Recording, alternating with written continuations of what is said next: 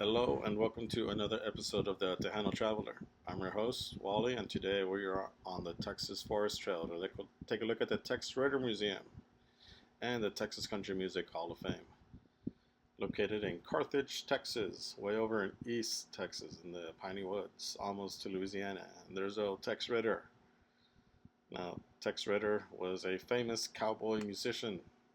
He had a long career during the 30s, 40s, 50s, and 60s, and um, I think he was a big part of the whole cowboy and old west country cowboy songs, which is different from country today.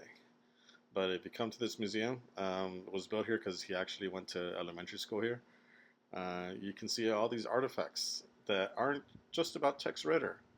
When you really come here, you realize like Tex Ritter is just a small part of this museum, but they have a whole bunch of other stuff, but by some pretty famous country artists that were essential to country music back then.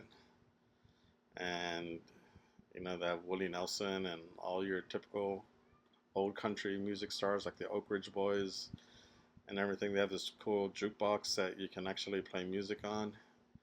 It's all free, of course. You just press in the number and it does its jukebox thing.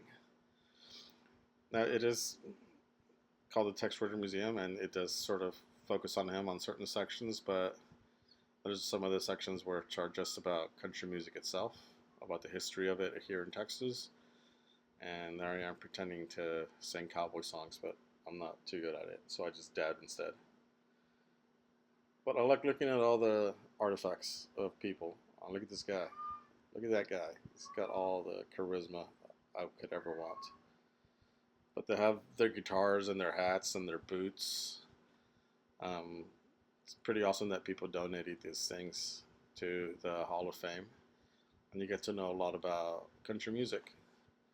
Now, I was never much of a fan of country music growing up, but in my old years, I've grown to really appreciate some of the songs. So it was pretty cool coming here and seeing all the country music stuff. Now, there's Tex Ritter.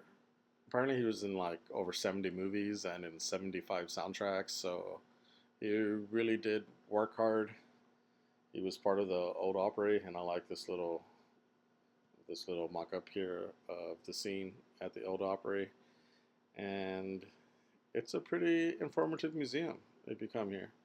It tells you a lot about his life and the life of other country music artists. Like I said, I was never a huge fan of it until much later in life. Oh, there's Buddy Holly's stuff and his yearbook photo. Um, Buck Owens, some other artists, and a radio station that was pretty popular and instrumental in country music back then. Back then it was all about cowboys and being out in the range, and then somehow that turned into really awesome jackets, which they focus on here. And it just became a whole genre within itself, not only in movies, but in plays and in dress and in culture and in a way of life.